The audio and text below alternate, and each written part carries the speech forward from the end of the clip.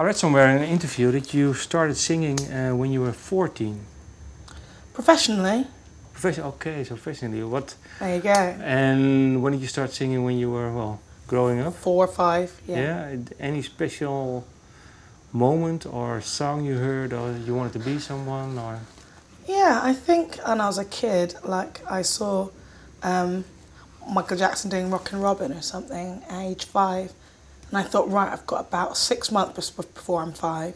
And so I've got 6 months to catch up. So I think the Jackson 5 really kind of made me think, hurry up. Yeah, why? You know, get to it. Because they're really good in your Because, opinion. yeah, you know, I loved, you know, I wasn't a massive Michael Jackson fan per se, but certainly Jackson 5, when I was a kid, great, you know. That was a really... And it's just because he was my age at that period of his musical career. He was a young kid, and I just thought I could be doing that. That would be amazing, and so that's what it was. And did you manage to do it at being 5? Well, I sung along and I kept up, and that was kind of my thing. I thought, well, I've just got to be able to keep up with everyone. So the idea was just sing what you love. Yeah. And like I loved country, I loved soul music and what pop music was around and all sorts of things, and I just try to keep up with people that, you know, in my esteem were really great singers. At a young age, I thought if I was ahead of them, you know, I'd have a hope. You'd have a hope, yeah, because you really wanted to make a living out of it? Yeah. Even? Now, in my household, being a singer wasn't per se allowed. Mostly because we were brought up well below the poverty line.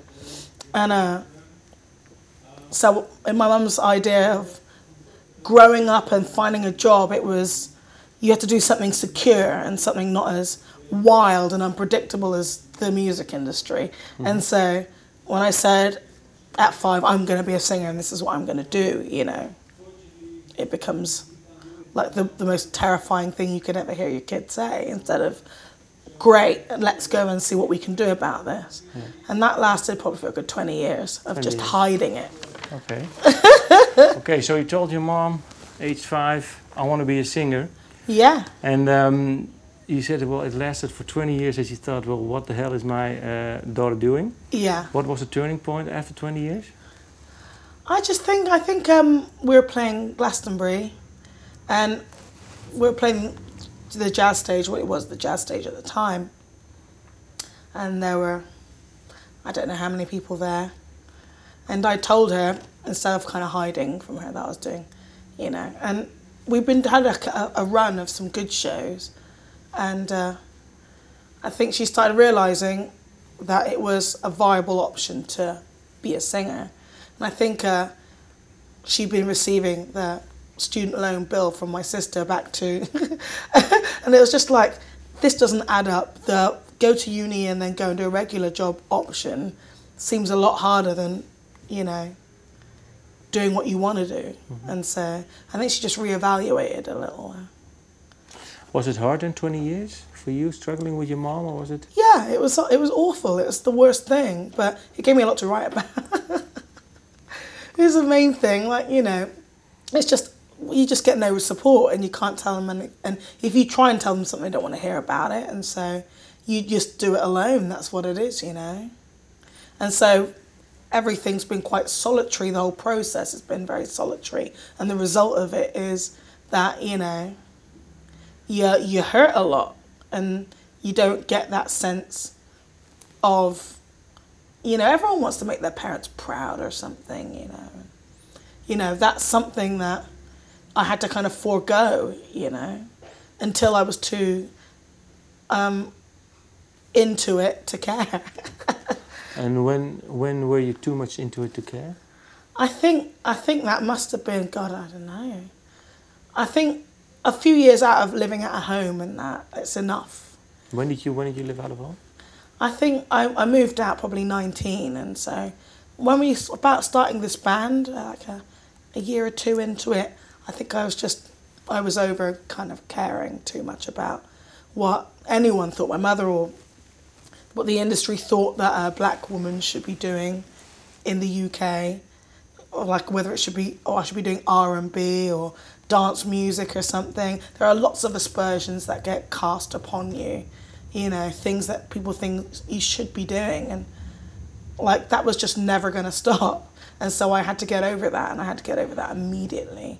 And with that getting over it, a lot of people come with you and they get over it. I didn't realise at the time that you can create your own sense of acceptance through accepting yourself.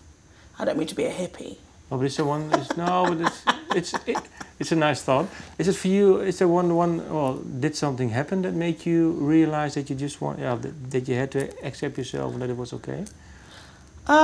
In the music. Yeah, like I think it was just a tough period in my life. I had a friend that got seriously mentally ill, and we had to leave the place that we were staying, and I ended up on the streets for a bit. And that period of my life, I knew how alone I was.